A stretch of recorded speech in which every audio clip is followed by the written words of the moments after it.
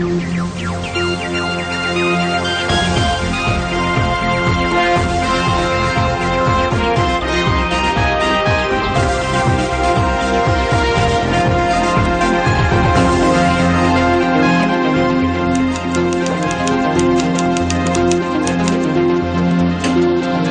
நீங்கள் இணைந்து கொள்வது முதற்தர செய்தி வழங்குனர் நியூஸ் ஃபர்ஸ்டின் 8 மணி பிரதான செய்திகளோடு உங்களோடு இணைந்து கொள்ளும் நான் டில்ஷான் தாலிப். முதலில் தலைப்புச் செய்திகள். ப்ளூமெண்டல் துப்பாக்கிச் சூட்டு சம்பவத்தை தெமட்டகொட சமிந்த வழிநடத்தியுள்ளதாக போலீசார் தெரிவிப்பு. தேசிய பிரச்சினைக்கு நியாயமான தீர்வை எதிர்பார்ப்பதாக எதிர்க்கட்சித் தலைவர் ரா சம்பந்தன் தெரிவிப்பு. நெல் கொள்வனவு செய்யும் மத்திய நிலையங்கள் மூடப்பட்டுள்ளமையினால் விவசாயிகள் பெரும் சிரமத்தில். ලංකාවේ වීඇලවි මණ්ඩලයේ ඔක්කොම බාර දීලා තියෙන්නේ මට. හැම වීඇටයක්ම ගන්න ලෑස්ති කරන්න. எவன்கார்ட் வழக்கை முடிவுக்கு கொண்டு வருமாறு சட்டமா அதிபர் ஆலோசனை. அரசு வைத்திய அதிகாரிகள் சங்கத்தின் பிரதிநிதிகள் இன்று பிற்பகல் ஜனாதிபதி மைத்ரிபால சிறிசேனவை சந்தித்தனர். ஜனாதிபதி செயலகத்தில் இந்த சந்திப்பு இடம்பெற்றுள்ளது. அரசு சம்பள கொள்கையை பாதுகாக்கும் வகையில் அரசு வைத்தியர்களின் சம்பள பிரச்சினைக்கு தீர்வு பெற்றுத் தருமாறு அரசு வைத்திய அதிகாரிகள் சங்கத்தின் பிரதிநிதிகள் ஜனாதிபதியிடம் கோரியுள்ளனர். ஜனாதிபதி மைத்ரிபால சிறிசேன சுகாதார அமைச்சராக இருந்த காலத்தில் முன்வைக்கப்பட்டு இதுவரையும் நடைமுறைப்படுத்தாதுள்ள திட்டங்கள் தொடர்பில் இங்கு நீண்ட நேரம் கலந்துரையாடப்பட்டதாக ஜனாதிபதி ஊடகப் பிரிவு விடுத்துள்ள அறிக்கையில் தெரிவிக்கப்பட்டுள்ளது. போதைப் பொருளை ஒழிப்பதற்காக ஜனாதிபதி முன்னெடுக்கும் திட்டங்களை இதன்போது அரசு வைத்திய அதிகாரிகள் சங்க பிரதிநிதிகள் பாராட்டியுள்ளனர். போதைப்பொருள் ஒழிப்பு திட்டத்திற்கு தாம் பூரண ஒத்துழைப்பு வழங்குவதாகவும் அந்த சங்கம் இதன்போது குறிப்பிட்டுள்ளது. ப்ளூமெண்டல் துப்பாக்கிச்சூட்டு சம்பவத்தில் விளக்கமறியலில் உள்ள தெமட்டகொட சமிந்த என்பவரே வழிநடத்தியுள்ளதாக போலீஸ் தலைமையகம் அறிவித்துள்ளது. இன்று இடம்பெற்ற ஊடக சந்திப்பிலேயே இவ்வாறு தெரிவிக்கப்பட்டுள்ளது. கடந்த ஜூலை மாதம் 31ஆம் தேதி ஐக்கிய தேசிய கட்சியின் ஆதரவாளர்கள் தேர்தல் பிரசார நடவடிக்கையில் ஈடுபட்டிருந்த சந்தர்ப்பத்தில் மோட்டார் வாகனத்தில் வந்த சிலர் துப்பாக்கி பிரயோகம் மேற்கொண்டு விட்டு தப்பிச் சென்றனர். கொட்டாஞ்சேனை ப்ளூமெண்டல் பகுதியில் இந்த சம்பவம் இடம்பெற்றது. இந்த துப்பாக்கிச் சூட்டு சம்பவத்தில் 2 உயிரிழந்ததுடன் 11 பேர் காயமடைந்தனர். சம்பவம் தொடர்பில் பிரதான சந்தேக நபர்கள் உட்பட 16 பேரை குற்றப்புலனாய்வு பிரிவினர் கைது செய்தனர். இது 2 தரப்புகளுக்கு இடையில் ஏற்பட்ட மோதலாகும். இந்த 2 தரப்பும் ஆரம்பத்தில் ஒன்றாக செயற்பட்டுள்ளனர். இதில் ஒரு தரப்பை தெமட்டகொட சமிந்த மற்றும் அவரது சகோதரரான தெமட்டகொட ருவன் ஆகியோர் செயற்படுத்துகின்றனர். தெமட்டகொட சமிந்த பாரத லட்சுமண் கொலை வழக்கின் சந்தேக நபர் தற்போது விளக்கமறியலில் வைக்கப்பட்டுள்ளார். தெமட்டகொட சமிந்த வழிநடத்தும் குழுவிற்கு எதிரான 2 சம்பவ தினம் அங்கிருந்துள்ளனர். ஆமி சம்பத் மற்றும் சங்க என்று அழைக்கப்படுபவரும் விளக்கமறியலில் வைக்கப்பட்டுள்ள தெமட்டகொட சமிந்தவே இந்த துப்பாக்கிச் சூட்டு சம்பவத்தை செயற்படுத்தியுள்ளனர்.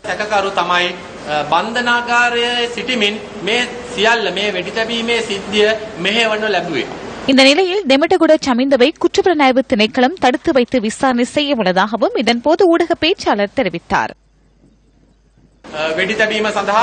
துப்பாக்கிச் சூட்டுக்கு பயன்படுத்தப்பட்ட ஒரு துப்பாக்கி இது. T56 ரக துப்பாக்கி ரவைகள் மற்றும் துப்பாக்கி அத்துடன் 22 ரவைகளும் மீட்கப்பட்டது. மோட்டார் வாகனத்தில் 3 பேர் வந்துள்ளனர். அவர்கள் இந்த துப்பாக்கிச் சூட்டு சம்பவத்துடன் தொடர்புடையவர்கள். இதில் ஒருவர்தான் வீரக்கொடி ராலலாகே ஜூட் பிரியந்த பிரான்சிஸ் எனப்படும் ஜூடா. 2வது சந்தேக நபர் களுத்துறை விதனலாகே ஸ்ரீவர்தன எனப்படும் ஆப்தீன் ஜகத். 3வது நபர்தான் ஹேராத் முதியசன்லாகே நுவன் மிகிரக பண்டார குலரத்ன என்பவர். நேவி நுவன் என்றும் அழைக்கப்படுவார்கள்.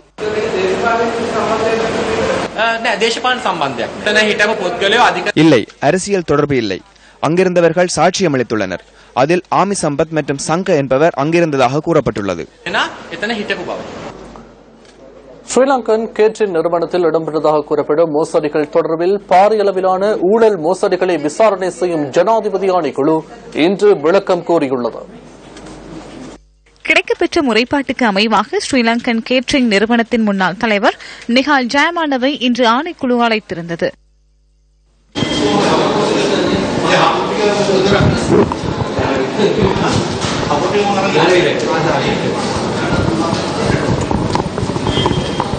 Excuse me, sir. Bukan. May. Oh, ganda mo. Yan. Sunod natin. Oh, mama kiyo mo news post, sir. Mga ganda pa magi awan naman tayo gato di mo aduda. What? එන්ද වෙයි කියලා පොඩක් කියන්න. නෑ නෑ මම කියන්නේ. මම ආවේ මේ හපුරු ටිකක් අරගෙන. මොකද? හපුරු ගන්න ආවේ. විශේෂයෙන් கேட்டரிங் சமாகமம் மகின் சப்பென் லபு விசேடமாக கேட்டரிங் நிறுவனத்தினரால் விநியோகிக்கப்பட்ட உணவு விநியோகம் மற்றும் வாகனங்கள் கொள்வனவின் போது பாரியளவில் நிதி வீண் விரயமாக்கப்பட்டுள்ளமை வெளியிடப்பட்டுள்ளது. இது தொடர்பில் ஸ்ரீலங்கன் கேட்டரிங் நிறுவனத்தில் பலரிடம் சாட்சி பதிவுகள் விரைவில் முன்னெடுக்கப்பட உள்ளது. අපි මේ සාක්ෂි ලබා ගැනීම සඳහා කැඳවීමට ඉදිරි බලාපොරොත්තු වෙනවා. தேசிய பிரச்சினைக்கு நியாயமான தீர்வு ஒன்றை எதிர்பார்ப்பதாக எதிர்க்கட்சித் தலைவர் இரா சம்பந்தன் தெரிவித்துள்ளார். திருகோணமலையில் இடம்பெற்ற நிகழ்வொன்றிலேயே அவர் இதனை தெரிவித்துள்ளார். எதிர்க்கட்சித் தலைவர் இரா சம்பந்தனை வரவேற்கும் நிகழ்வு திருகோணமலையில் நேற்று நடைபெற்றது. திருகோணமலை பத்ரகாளி அம்மன் ஆலயத்தில் நடைபெற்ற சமய நிகழ்வுகளை அடுத்து வரவேற்பு நிகழ்வு நடைபெற்றது. இந்த நிகழ்வில் இலங்கை தமிழரசு கட்சியின் தலைவர் மாவை சேனாதிராஜா, தமிழ் தேசிய கூட்டமைப்பின் பாராளுமன்ற உறுப்பினர்களான இ சரவணபவன், செல்வம் அடைக்கலநாதன் உள்ளிட்ட பலர் கலந்து கொண்டிருந்தனர். இந்த அரசாங்கம் ஒரு 3 பெரும்பான்மைக்கு வாய்ப்பு இருக்கிறது. திருமண கடமையில் நாங்கள் அவர்களுக்கு எதிர்பார்த்தால் அரசாங்கத்தில் பாராளுமன்றத்தில் ஒரு 3 பெரும்பான்மை இருக்கிறது. எதிர்கட்சி தலைவர் என்ற வகையில் நமது கட்சி இந்த நாட்டில் நல்லாட்சியை ஏற்படுத்துவதற்கு நாங்கள் ஆற்ற வேண்டிய கடமையை நாங்கள் ஆற்றுவதற்கு நாங்கள் கவலைப்படுகிறோம். ஆனால் அதே சமயத்தில் இவை எல்லாவற்றிற்கும் அடிப்படை காரணமாக இருந்த தேசிய பிரச்சினைக்கு ஒரு தீர்வு காணக்கூடிய வகையை செயல்பட வேண்டியது எமது புனிதமான கடமை. அந்த கடமையை நாங்கள் கவலைப்படுகிறோம். ஏனைய கடமைகள் தீர்க்கப்பட்டதால் தேசிய பிரச்சினைக்கு ஒரு நியாயமான நிரந்தரமான தீர்வு காணப்பட வேண்டும். அதை நிரந்தரமான தீர்வாக இருக்க வேண்டும் என்பதை நம்முடைய தேர்தல் விஞ்ஞானத்தில் நாங்கள் கூறியிருக்கிறோம். அந்த விடயம் சம்பந்தமாக இவருடன் நாங்கள் பேசுகிறோம். நான் தேர்தல் விஞ்ஞானத்தில் கூறியிருப்பது ஒரு புரட்சிகரமான கோரிக்கை. உலகத்தில் பல்வேறு நாடுகளில் பல்வேறு இனங்கள், பல்வேறு மதங்களை சார்ந்த மக்கள், பல்வேறு கலாச்சாரங்களை பின்பற்றுகின்ற மக்கள் அரசியல் சார்ந்த ரீதியாக பல்விதமான ஒழுங்குகள் செய்யப்பட்டதை நிமித்தம் அந்த நாட்டில் ஆட்சி பகிர்ந்தளிக்கப்பட்டு, இறைமை பகிர்ந்தளிக்கப்பட்டு, அந்த மக்கள் தங்களுடைய எதிர்காலத்தை, தங்களுடைய தலைவியை கணிசமானவருக்கு தாங்களே நிர்ணயிக்கக்கூடிய வகை ஆட்சி ஒழுங்குகள் இருக்கின்றன. விசேடமாக கடந்த 9 ஆண்டுகளில் இந்த பல்வேறு அம்சங்களில் பல்வேறு குறைகள் ஏற்பட்டு நாடு நல்லாட்சியிலிருந்து வெகுதூரம் விலகி தருகிறது. ஆனால் இந்த குறைபாடுகள் எல்லாம் ஏற்படுவதற்கு ஒரு அடிப்படை காரணம் இருந்தது. அந்த அடிப்படை காரணம் என்னவென்றால் இந்த நாட்டில் சமத்துவம் இருக்கவில்லை. இந்த நாட்டில் சமத்துவ விசாரத்தின் நிமித்தம் இந்த நாட்டில் நிரந்தரமான சமாதானம் இருக்கவில்லை. சமத்துவத்தை ஏற்படுத்துவதற்கு எடுக்கப்பட்ட முயற்சிகள் தோல்வியடைந்தன. அந்த முயற்சியில் தோல்வியான காரணத்தின் நிமித்தம் சமாதானம் நிலவவில்லை என்பது மாத்திரமல்ல, ஒரு யுத்தம் கூட நடைபெற்றது. வவுனியாவில் நடைபெற்ற நிகழ்வொன்றில் கலந்து கொண்டு உரையாற்றிய இலங்கை தமிழரசு கட்சியின் தலைவர் மாவை சேனாதிராஜா, இங்கே பார்த்தேன் எங்களுடைய கூட இருக்கின்ற 3 கட்சிகளும் போர்க்குற்றம். அவர்கள் எங்களோடு சுரேஷ் பிரேமச்சந்திரன், செல்வம் அடைக்கலநாதன் எங்களோடு வந்திருந்தார்கள்.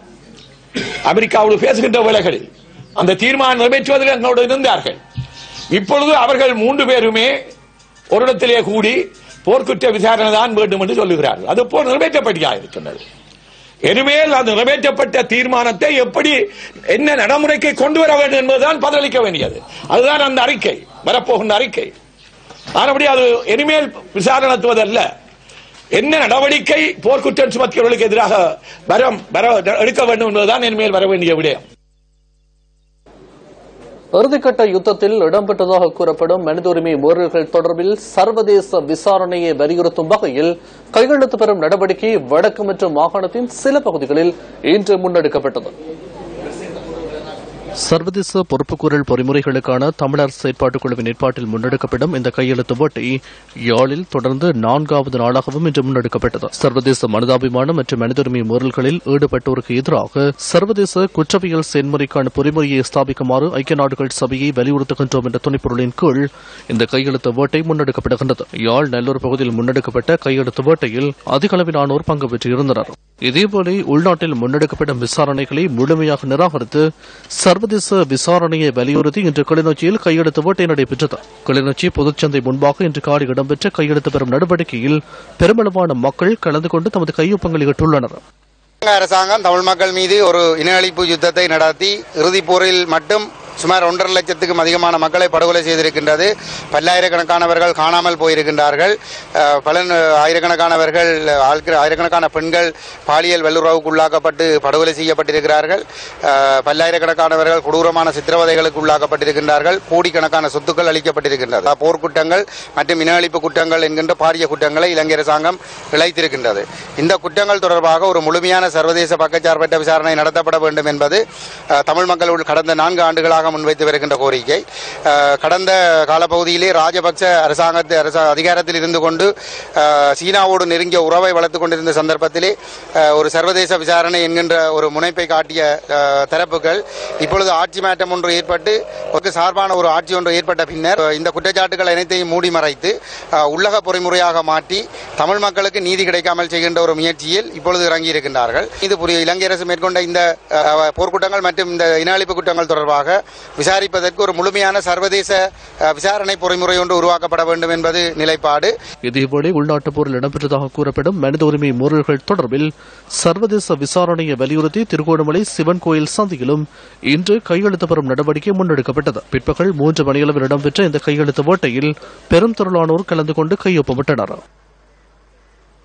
போர்க்குற்றங்கள், மனித குலத்துக்கு எதிரான குற்றங்கள், இனப்படுகொலை போன்ற மிக பாரதூரமான குற்றங்களை முழுமையாக விசாரிக்க வேண்டும் என்பதுதான் எங்களுடைய கோரிக்கை. சர்வதேச பொறிமுறையை நாம் வலியுறுத்துவதற்கான மிக முக்கியமான காரணம் அரசாங்கத்தில் தரப்பாக இருக்கலாம், எதிர்கட்சி உடைய பிரதான சிங்கள கட்சிகளாக இருக்கலாம். அவை ஒட்டுமொத்த அனைவருடைய கருத்தும் போர் நடைபெற்ற காலத்தில் இராணுவத்தை காப்பாற்ற வேண்டும் என்ற ஒரு கருத்தை மீண்டும் மீண்டும் கூறிக்கொண்டு வருகின்றார்கள். அப்படிப்பட்ட ஒரு நிலையிலே ஸ்ரீலங்கா அரசாங்கத்துடைய ஒரு மிக முக்கியமான அங்கமாகத்தான் இராணுவம் செயல்பட்டது. அந்த இராணுவம் தான் மிக கூடுதலான அளவுக்கு போர் நடைபெற்ற காலத்தில் தமிழ் மக்களுக்கு எதிராக பாரிய குற்றங்களை செய்ததாக குற்றச்சாட்டப்பட்டு இருக்கின்ற ஒரு நிலையிலே ஸ்ரீலங்கா அரசாங்கமே ஒரு விசாரணை நடத்துவதை நாம் ஏற்றுக்கொள்ள முடியாததுக்கு காரணம் அது இயக்க நீதிக்கு முரணான ஒரு விடயம். குற்றவாளியே குற்றத்தை விசாரிப்பது ஏற்றுக்கொள்ள முடியாத ஒரு விடயம். அந்த வகையிலே தமிழ் மக்களுக்கு ஒரு உண்மையான நீதி கிடைப்பதற்கு இருக்கக்கூடிய ஒரே ஒரு வழி ஒரு சர்வதேச பொறிமுறையை உருவாக்கி முழுமையாக விசாரிப்பது. அந்த வகையிலே தமிழ் மக்கள் ஒட்டுமொத்தமாக இணைந்து இந்த போராட்டத்தை வெற்றிகரமாக நடத்தி முடிப்பதற்கு முன்வர வேண்டும். அது மட்டுமல்ல, உண்மையிலே நீதியை விரும்புகின்ற அத்தனை மக்களும், அது தமிழ் மக்களாக இருக்கலாம், சிங்கள மக்களாக இருக்கலாம், முஸ்லிம் மக்களாக இருக்கலாம், மலையக மக்களாக இருக்கலாம், பேகர் மக்களாக இருக்கலாம், அனைவரும் ஒரு நீதியை உண்மையிலே நேசிக்கிறவர்கள் என்றால் நிச்சயமாக உண்மையை வெளிக்கொண்டு வரக்கூடிய வகையிலே ஒரு சர்வதேச பொறிமுறை மட்டும்தான் இருக்கும். அந்த கோரிக்கையை நடைமுறையிலே கொண்டு வருவதற்கு நம்முடைய மக்கள் அனைவரும் ஒத்துழைக்க வேண்டும் என்று நாங்கள் கேட்கிறோம். வேலைவாய்ப்பை வழங்குமாறு கோரி வடமாகாண வேலையற்ற பட்டதாரிகள் கவனஈர்ப்பு ஆர்ப்பாட்டத்தில் ஈடுபட்டுள்ளனர். யாழ் மாவட்ட செயலகத்திற்கு முன்பாக இந்த கவனஈர்ப்பு ஆர்ப்பாட்டம் இன்று காலை நடைபெற்றது. வடமாகாணத்தில் உள்ள உள்வாரி, வெளிவாரி மற்றும் தேசிய உயர் தொழில்நுட்ப கல்லூரியின் வேலையில்லா பட்டதாரிகள் இணைந்து இந்த ஆர்ப்பாட்டத்தை முன்னெடுத்துள்ளனர். அரசாங்க வேலைவாய்ப்பை வழங்குமாறு கோரி இதற்கு முன்னர் பல தடவைகள் தாம் ஆர்ப்பாட்டங்களை முன்னெடுத்ததாக பட்டதாரிகள் தெரிவிக்கின்றனர். கடந்த காலங்களிலே பல்வேறுபட்ட போராட்டங்கள் செய்ததன் விளைவாக 1478 பட்டதாரிகளுக்குரிய வேலை வாய்ப்புகள் தொடர்பாக MSTக்கு அனுப்பப்பட்டிருப்பதாக வடமாகாண முதலமைச்சருடைய அலுவலகம் தெரிவித்திருக்கிற போதும் இதுவரைக்கும் அதற்குரிய பதிலும் தெரிவிக்கப்படவில்லை. கடந்த அரசாங்கம் வழங்கிய பட்டதாரிகள் நியமனத்துக்கு வழங்கிய 31/3/2015 ஆண்டுக்கு முதல் வழங்கிய 5500 பேருக்குரிய வேலைவாய்ப்பை தான் தற்பொழுதைய புதிய அரசாங்கம் வழங்குவதாக அறிவித்திருக்கிறது. ஆனால் எங்களுடைய கோரிக்கை என்னவென்று அனைத்து பட்டதாரிகளையும் உள்ளடக்கி வடமாகாணத்திலே இருக்கின்ற அனைத்து பட்டதாரிகளும் உள்ளடக்கி இந்த வேலைவாய்ப்பை எல்லோருக்கும் கிடைக்கக்கூடிய வகையிலே புதிய அரசாங்கம் வழங்க வேண்டும் என்று இந்த சந்தர்ப்பத்திலே கேட்டுக்கொள்கின்றோம். தேசிய அரசாங்கம் அமைக்கப்பட்டு தேர்தல் நடைபெற்றுள்ள இந்த சமகாலத்தில் எங்களுக்கு நல்ல ஒரு தீர்வு கிடைக்கப்பட வேண்டும் என்பதுதான் எங்களுடைய பிரதான நோக்கமாக இருக்கின்றது. எங்களுடைய அந்த 1478 பேரையும் அதாவது வடமாகாணத்தைச் சேர்ந்த பட்டதாரிகளாகிய எங்களை இந்த புதிய தேசிய அரசானது மென்ஷன் பண்ணி எங்களுக்கு வேலைவாய்ப்பு தந்தால் மிகவும் நன்றாக இருக்கும். வடமாகாண அமைச்சரவையின் கீழ் புதிதாக உருவாக்கப்பட்டுள்ள ஆளணி வெற்றிடத்திற்கான அனுமதியை வழங்க வேண்டும் எனவும் பட்டதாரிகள் இதன்போது கோரிக்கை விடுத்தனர். கடந்த அரசாங்க காலத்தில் 5500 பட்டதாரிகளுக்கு நாடாளுமன்ற ரீதியில் வேலைவாய்ப்பு வழங்கப்படுவதாக கூறப்பட்டது.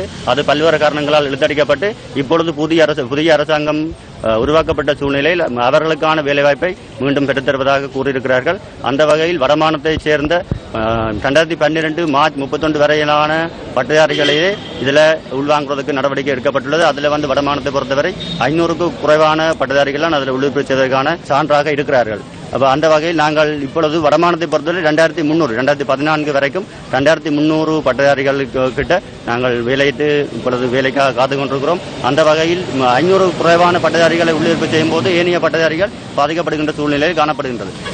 கடந்த 8 மாதங்களில் அமைச்சர்கள், பாராளுமன்ற உறுப்பினர்கள் உள்ளிட்ட 16 பேருக்கு எதிராக வழக்கு தாக்கல் செய்யப்பட்டதாக லஞ்ச ஊழல் ஒழிப்பு ஆணைக்குழு தெரிவித்துள்ளது. வழக்கு தாக்கல் செய்யப்பட்டவர்களில் 2 முன்னாள் அமைச்சர்கள், 2 முன்னாள் பாராளுமன்ற உறுப்பினர்கள், கூட்டுத்தாபன தலைவர்கள் 8 பேரும் அடங்குவதாக ஆணைக்குழு விடுத்துள்ள அறிக்கையில் தெரிவிக்கப்பட்டுள்ளது.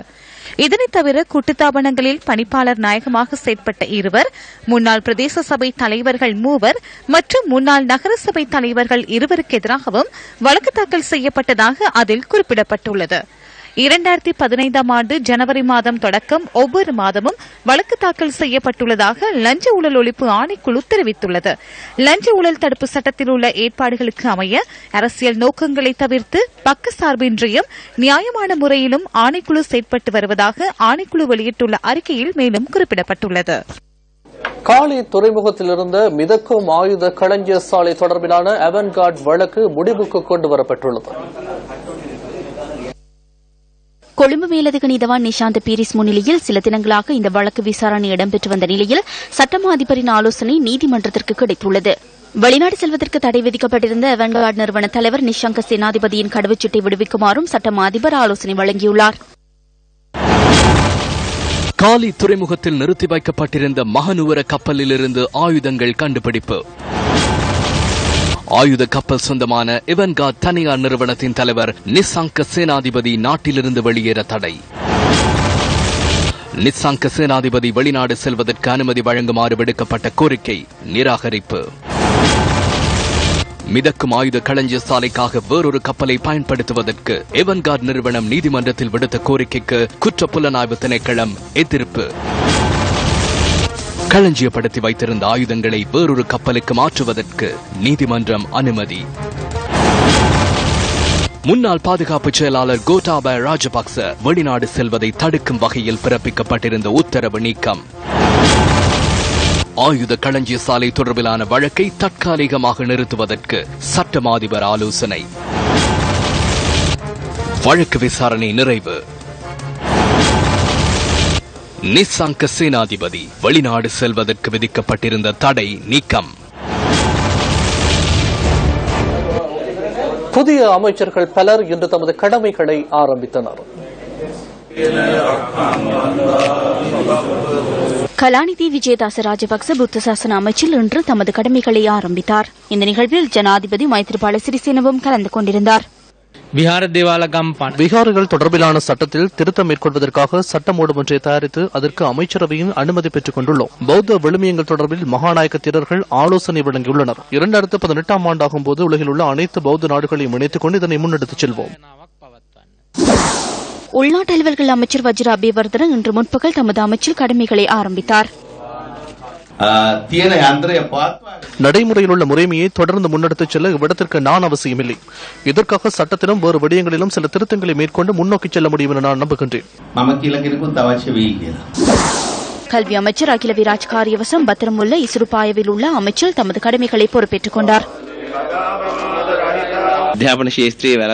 கல்வித்துறையில் தவறொன்று ஏற்பட்டால் பரம்பரையொன்றின் பின்னணி அதனை அடையாளம் கண்டுகொள்ள முடிகின்றது. எதிர்கால சமூகம் தொடர்பிலான இந்த விடயத்தில் நாம் பொறுப்புடன் தீர்மானங்களை மேற்கொள்ள வேண்டும். கல்வித்துறை சார் அனைவரோடும் இணைந்து இந்த பயணத்தை தொடரவே எதிர்பார்க்கின்றோம். விளையாட்டுத்துறை அமைச்சர் தயாசிரி ஜெயசேகரவும் இன்று கடமைகளை ஆரம்பித்தார்.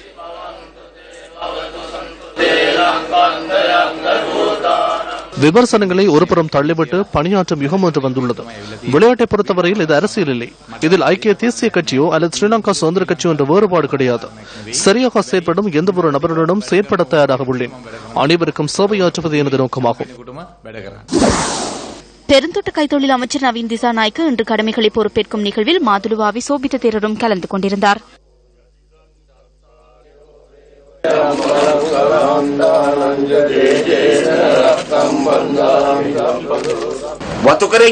பெருந்தோட்ட மக்கள் அடிமைகள் அல்ல. இந்த மக்களை மக்களாக ஏற்றுக்கொண்டு பிரச்சனைகளை தீர்த்து வைக்க வேண்டும். அவர்களுக்கு வீட்டு பிரச்சனை உள்ளது, குடிநீர் பிரச்சனை உள்ளது. எனவே உங்களது பதவிக்காலத்தில் முடிந்த வகையில் அவர்களுக்கு சேவைகளை ஆற்றுமாறு கோருகின்றேன். நாம் சேவையாற்ற எதிர்பார்க்கின்றோம். அந்த வேகத்தில் அதிகாரிகள் பயணிக்க வேண்டும். அவ்வாறு அதிகாரிகள் பயணிக்கவில்லை என்றால் நல்லாட்சியின் கீழ் தீர்மானம் ஒன்று எடுக்க வேண்டி ஏற்படும். உள்ளக அலுவல்கள் வடமில் அபிவிருத்தி மற்றும் கலாசார அமைச்சர் எஸ் பி நாவினவும் இன்று கடமைகளை ஆரம்பித்தார்.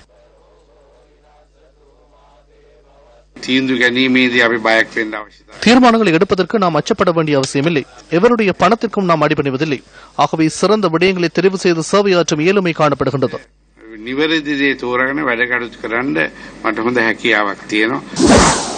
சுற்றுலா மற்றும் கிறிஸ்தவ சமய அமைச்சர் ஜான் அமரதுங்கவும் இன்று தமது அமைச்சர் கடமைகளை பொறுப்பேற்றுக் கொண்டார்.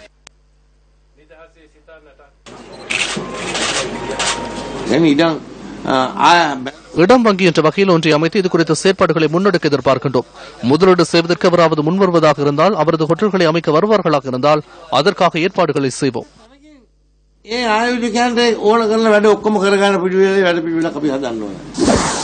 இடர் முகாமைத்துவ அமைச்சர் அனுர பிரியதர்ஷினி யாப்பா சமய வழிபாடுகளின் பின்னர் இன்று கடமைகளை பொறுப்பேற்றுக் கொண்டார். புவி வெப்பமடைதலின் போது நமது நாட்டுக்கு ஏற்படும் விளைவுகள் தொடர்பில் அதிக கவனம் செலுத்த வேண்டும். இவ்வாறு சிறந்த பல திட்டங்களுக்காக அமைச்சை வழிநடத்தும் பொறுப்பு உள்ளது. மாத்தளை உன்னஸ்கிரிய பகுதியில் முச்சக்கர வண்டி சாரதிகளுக்கு இடையில் அண்மையில் இடம்பெற்ற மோதல் தொடர்பில் போலீஸ் நிலையத்தில் ஆஜரான 3 சந்தேக நபர்களுக்கு பிணை வழங்கப்பட்டுள்ளது. மாத்தளை நீதவான் நீதிமன்றத்தால் சந்தேக நபர்களுக்கு பிணை வழங்கப்பட்டுள்ளதாக போலீசார் தெரிவிக்கின்றனர். சம்பவம் தொடர்பில் 3 பேர் மாத்தளை போலீஸ் நிலையத்தில் நேற்று ஆஜரானதாக போலீசார் குறிப்பிட்டனர். இதேவேளை தாக்குதல் தொடர்பில் ஏற்கனவே போலீஸ் நிலையத்தில் ஆஜரான 12 தமிழ் இளைஞர்கள் விளக்கமறியலில் வைக்கப்பட்டுள்ளதாகவும் போலீசார் கூறினர். மாத்தளை உன்னஸ்கிரிய இம்பில்பிட்டிய சந்தையில் முச்சக்கர வண்டி சாரதிகளுக்கு இடையில் கடந்த 24ஆம் தேதி மோதல் சம்பவம் ஒன்று இடம்பெற்றுள்ளது. இதனைத் தொடர்ந்து மோதல் வலுவடைந்து கடந்த 26ஆம் தேதி முச்சக்கர வண்டி சாரதிகளுக்கு இடையில் தாக்குதல் இடம்பெற்றமை குறிப்பிடத்தக்கது. மட்டக்களப்பு ஏறாவூர் மாவடிவெப்பு பகுதியில் கத்தியால் குத்தி ஒருவர் கொலை செய்யப்பட்டுள்ளார்.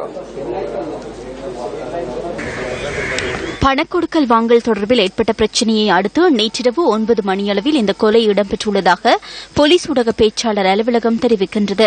கத்திக்குத்துக்கு இலக்கானவர் செங்கலடி வைத்தியசாலையில் அனுமதிக்கப்பட்டதன் பின்னர் உயிரிழந்துள்ளார். மாவடிவெம்பு பகுதியைச் சேர்ந்த 35 வயதான கோணேஸ்வரன் ரமேஷ்குமார் என்பவரை கத்திக்குத்துக்கு இலக்காகி உயிரிழந்துள்ளதுடன் சடலம் மீதான பிரேத பரிசோதனைகள் இன்று முன்னெடுக்கப்பட்டன.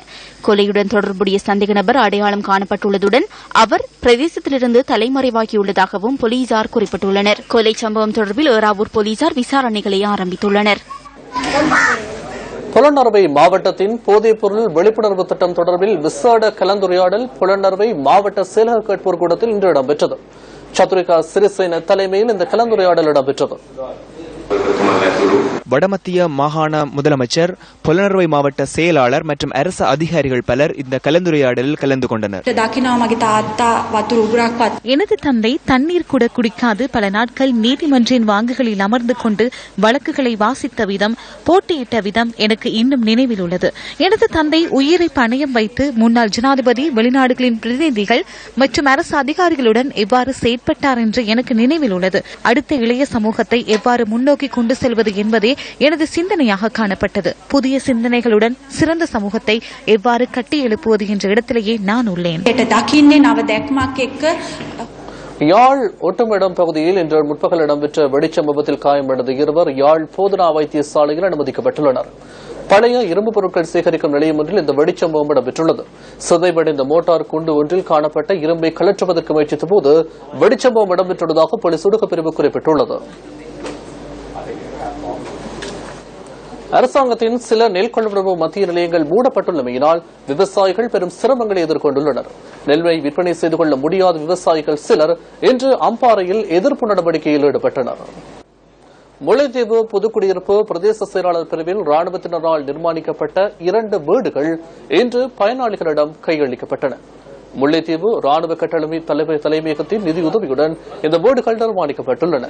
இன்று நண்பகல் நடைபெற்ற நிகழ்வின் போது போர்ச்சூழலில் கணவரையும் ஒரு காளையும் இழந்த பெண் ஒருவருக்கும் பெற்றோரை இழந்து ராணுவத்தில் இணைந்த பெண் ராணுவ வீராங்கனைக்கும் வீடுகள் வழங்கப்பட்டன. முல்லைத்தீவு கட்டளை அதிகாரி PEUS விதானகி தலைமையில் நடைபெற்ற நிகழ்வில் ராணுவ அதிகாரிகள் மற்றும் பொதுமக்கள் கலந்து கொண்டிருந்தனர். வரலாற்று சிறப்பு மிக்க நல்லூர் கந்தசுவாமி ஆலய வருடாந்த மகோத்சவத்தின் 20ஆம் நாள் திருவிழா இன்று வெகு விமர்சையாக நடைபெற்றது. வள்ளி தெய்வானி சமேதராய் அலங்கார கந்தன் இன்று கைலாய வாகனத்தில் எழுந்தருளி பக்தர்களுக்கு அருள் பாலித்தார். தொன்மையும் வரலாற்று சிறப்புமிக்க ஈழத்து முருக ஆலயங்களில் ஒன்றான நல்லூர் கந்தசுவாமி ஆலயத்தின் வருடாந்த மகோத்சவம் மிக விமர்சையான முறையில் நடைபெற்று வருகின்றது. சிறிய புகலிட கோரிக்கையாளர்களின் பிரச்சினை உலகளாவிய ரீதியில் அனைவராலும் பேசப்படும் ஒரு விடயமாக மாறியுள்ளது. சில நாடுகள் மற்றும் முக்கிய பிரமுகர்கள் புகலிட கோரிக்கையாளர்களுக்கு அபயம் அளிக்க முன்வருகையில் சில ஐரோப்பிய நாடுகளின் கொள்கைகளுக்கு எதிராக பாரிய விமர்சனங்கள் முன்வைக்கப்படுகின்றன.